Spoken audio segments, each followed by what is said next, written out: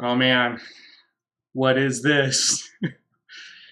Welcome to my first ever time-lapse video. My name is Joe from LupisLupineArt from Twitch, if you know me there. And yeah, welcome. I'm starting to do something a little new and different here. Uh, if you've ever come to my channel and check me out, you come see me, and a couple of times a week I log in and draw and talk to everybody online. But I decided it would also be worthwhile to try making some time-lapse videos of me working on my art, and maybe talk a little bit about how I do stuff and how I go about things. And so here we are. Today is, let's check, Wednesday, April 19th, 2017. And yeah, this is my first ever Lupus Lupine Art time-lapse video. Man, this is actually pretty cool. I'm pretty freaking excited. So, yeah, welcome. Let's talk a little bit about what's going on. As you can see here, I work mostly in Clip Studio Paint Pro. There it is up at the top there. My sort of weapon of choice on my Surface Pro drawing, and this is just a little bit of insight on how I go about doing my art. So I'll talk a little bit here. I'll try not to be giddy while on camera and let the video speak for itself.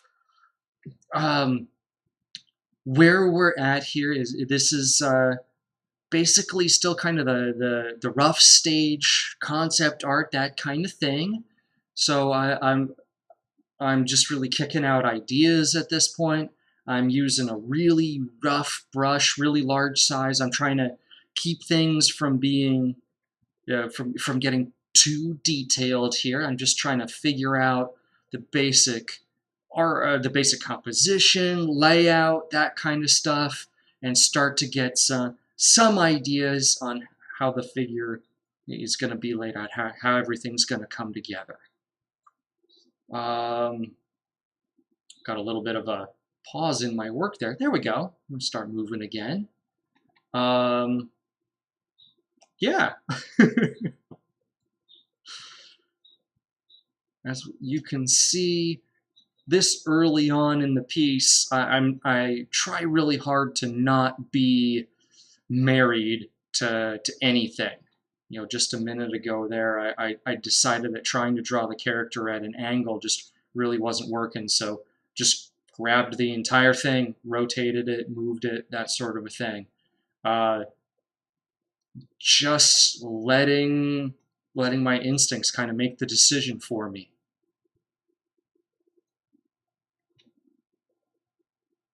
It's a little weird to watch my own artwork. It's pretty cool though.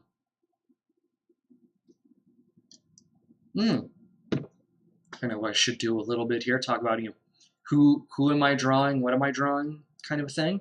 This is Jeannie.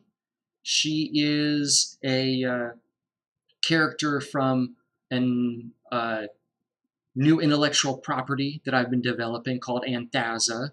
There's going to be a lot more on that later. Yeah, stay tuned. She is in the military, hence the little uniform thing that I'm drawing on her. You saw the little lieutenant-y cap that I had on her earlier. And Anthaza is going to be a fantasy world, but updated to kind of a World War II level technology kind of thing. So we've got elves, we've got dwarves, we've got dragons and goblins, all that kind of stuff. But then we've got like World War II era and style costumes and stuff like that. So working a lot on character design on this, kind of making it up as I go, trying to meld my own anime style with sort of a real World War II sensibility, and then trying to inject some fantasy elements into it all at the same time as well. That's why Jeannie here has got little pointed ears and eyebrows are sticking up off her face a little bit, because I decided that she is half gnome. It's also why she's a little teeny. So yeah, trying to incorporate all that stuff together into one piece, as well as capture who she is, sort of a thing. After I'd worked a little bit, though, I kind of realized that drawing in the cap from the beginning, it had made her head too small, to put it bluntly. So I ended up having to go back. You saw I took out the hat, I moved her pigtail back. Basically, I drew her skull in there in order to get the proper size of her head. So just a little lesson in not being afraid, even if something looks good. And it did look pretty good. It probably was pretty passable overall. But I saw those little bits, those little problems, so I didn't stop myself from going back and doing what it took to get it right. That's really what this step is all about. So yeah. See, I'm just going to kind of let the video go for a bit here. Give my little 2 cents as I go.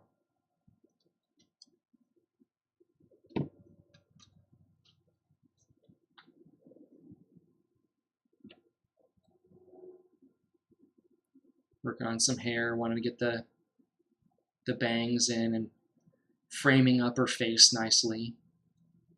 She's supposed to be kind of tomboyish, pretty, but not, beautiful kind of a thing.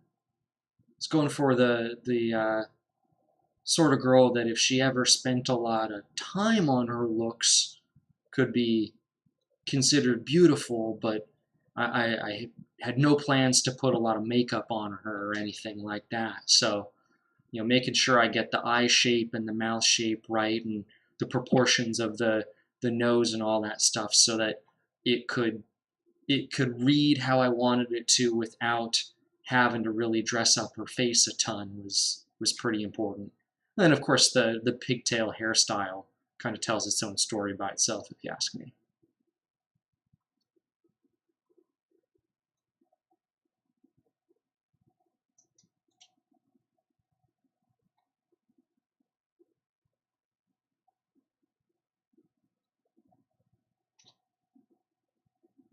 Part of the point of making sure I'm using a brush that is wide enough is it forces the drawing to stay a little bit loose. Now later on here, when I actually get in there to do my pencils, that's where I'm going to use something a little bit finer and really, really clearly say, if the line isn't going to be that wide, where does it fall?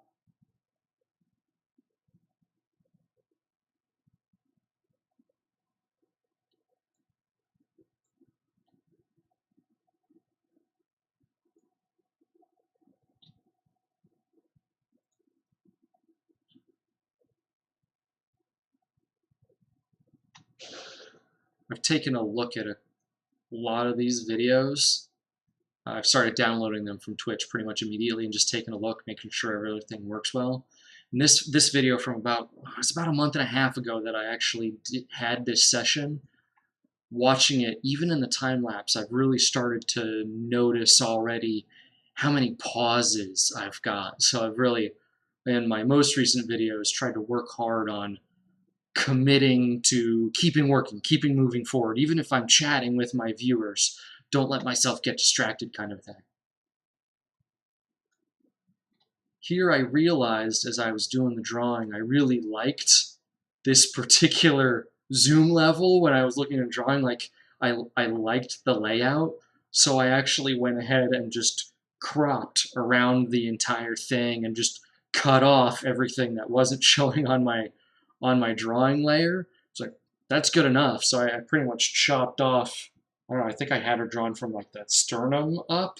Now it's like, you can see, you can't really even see much of the chest, but I don't think the drawing was hurt by it. I think that it was just fine. trying to figure out how she ties back her hair there. I didn't want to just do rubber bands because I didn't feel World War II enough. I decided it needed to be little cloth scraps. But then I also decided instead of, that's probably realistic having them down.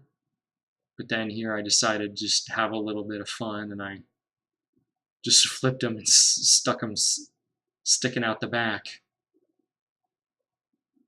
Which I think was nice because it kind of broke that edge of the composition there, having it fall off the edge just a little bit. I just think that's kind of nice, and it added just a little bit of fun to the character. It gets a little bit more of who she is across, if you ask me. At least I hope so.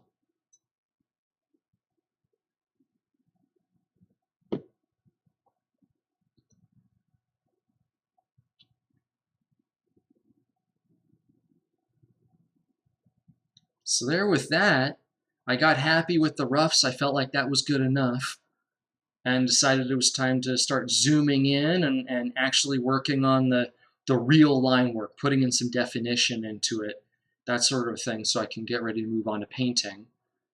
I was kind of questioning here if using the pencil tool provided by the by Clip Studio Paint, was it the right decision? So I started doing a little bit, and I decided I wasn't quite happy, so I tried the paintbrush. I think I tried a couple of different versions of paint. That turned out to be not dark enough. So I just kept going back, get rid of it, get rid of it. Tried a couple of different pencils, darker pencil, lighter pencil, I think mechanical pencil as well, until I found something that ultimately I committed to. This was the way that I was going to get it done. And I think for the most part, I haven't really changed away since then. I think I have done a few little changes to the tool. Like I'm using the lighter pencil tool in its defaults right now. I think I changed up the brush density just a little bit, just to make the line darker right from the outset. It's still, even in my eyes now, this feels a little bit sketchy still. But at the end of the day, I think I pretty much decided this was the right way to go. So now it's just a matter of going back over those really, really roughs. And you can see what I was talking about there on the iris. I decided to trace the outside of the line, not the inside. I think I do a bunch of that on the ear. Yeah, I'm going around the outside of my thick line because that felt more correct than the inside. Always zooming out, taking a quick look at where I'm, how does it look overall? I didn't suddenly make my lines thicker or thinner. Trying to keep it pretty sharp. I don't want these to be nearly as smudgy or messy as the roughs. And also not being married to the lines. You can see particularly in the ear there, I'm making a lot of adjustments on the fly. I'm trying to decide if something looks better or worse, that sort of thing. The nose is another big one. To my eyes, that rough is a huge smudge. Going back through and really deciding inside, outside, right on the line, right down the middle, how thick is the line? All that kind of stuff is what the penciling is for me. Now I don't go back for a third pass. I don't ink it the way that you might think, like traditional comics, an inker will go over it with a really hard-edged brush where it's like black, white, nothing. I used to do that, but I have found that with the way that I've changed my painting style, it's not worth the extra time. It's not worth the extra effort. These are the lines that I will take into a painting.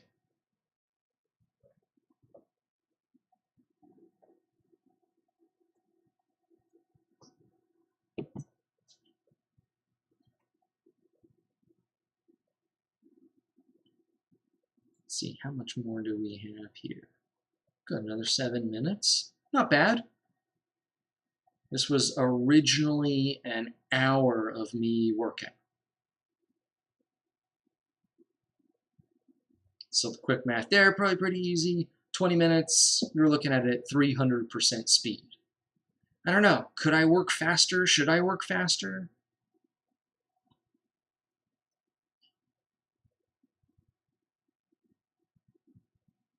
It's a good looking lobe.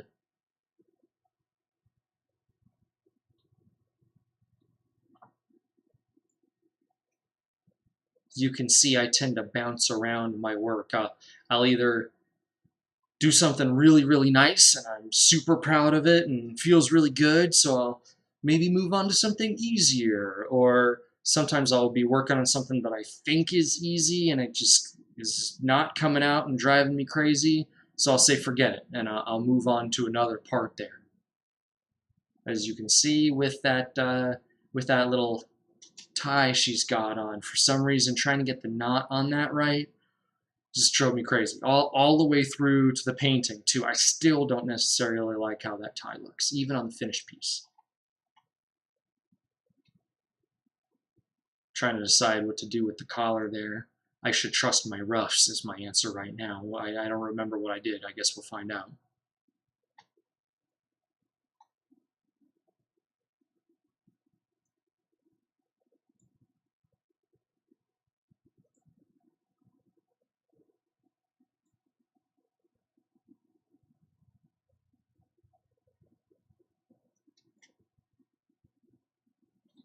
Going and getting that other eye in there, and there's the jawline. Always important to get it just right. Always next to impossible to get right the first time. Looks like I liked the cheekbone, but not what happened after that.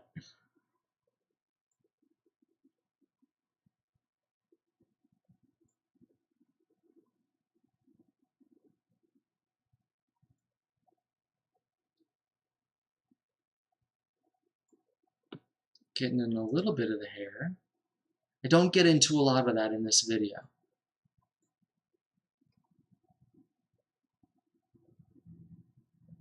Getting that subtle, there's a little bit of curve in a jawline there where you've got this really protrusive part at the bottom. You got a big old stupid jaw like mine. And then it almost kind of comes in just a little bit. You got like a flat part, and then it just a little bit of protrusion on the chin.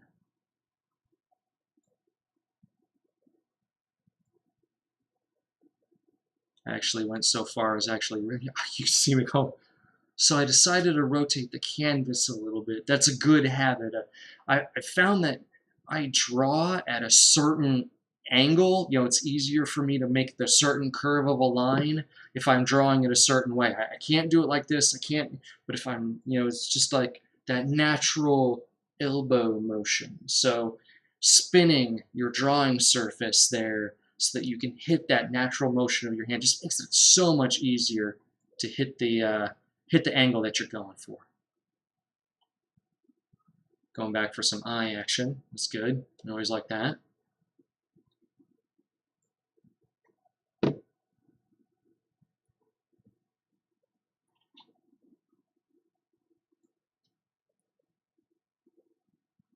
Taking another crack at some of this the collar with the tie, showing the top of the knot stuff.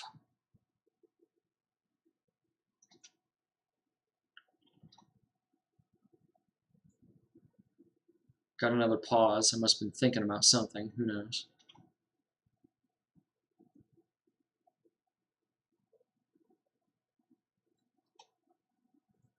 Had some zoom-in problems there. I don't know.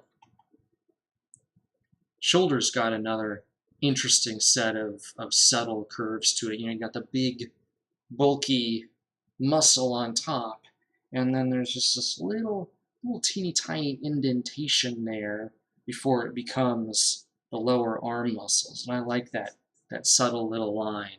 Even in so much, I think, yeah, I like to kind of highlight it with just a few little marky lines there. Those usually end up getting painted over at the end, but it gives me kind of a good reference point for what I was going for during the original drawing.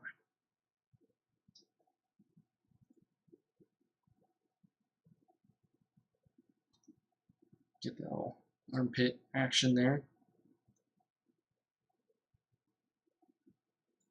Some nice seams on the shirt. Not too shabby. Hey, this guy doesn't totally suck.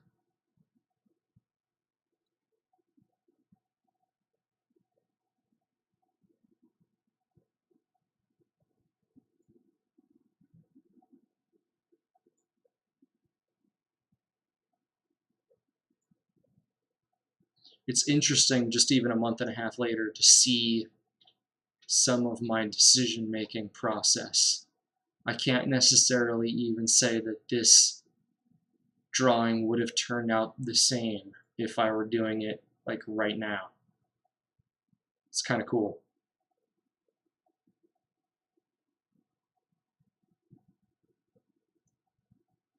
Let's see here. Got about a minute left. All right, all right. I can even tell I'm starting to think about some, I'm coming to the end of my time for the evening. What can I finish up? What can I touch up? So I'll begin my closing as well. First off, thanks for joining me. I really hope that you enjoyed the video. I hope maybe you learned a thing or two out of it. I am interested in having this be a little bit talking about my process, semi-tutorial kind of thing. So I'm always going to be excited to share information. Catch me on Twitch at LupisLupineArt. Give me a follow. Or on Twitter at @JVLupo. I'm hoping to figure out how to get some of these links into my channel information down below, so keep an eye out for that. Just figuring this stuff out, so it's going to be a learning process. And oh, there's the end of the video, so I won't keep you any longer than I have to. Thumbs up if you like it, thumbs down if you don't, of course. Thanks again for joining me. I am gonna try and get one of these up once a week at least, maybe more, depending on the backlog, depending on interest level. So yeah, I look forward to having you hopefully pick up a thing or two from me. Thanks again for joining me, and see you again soon.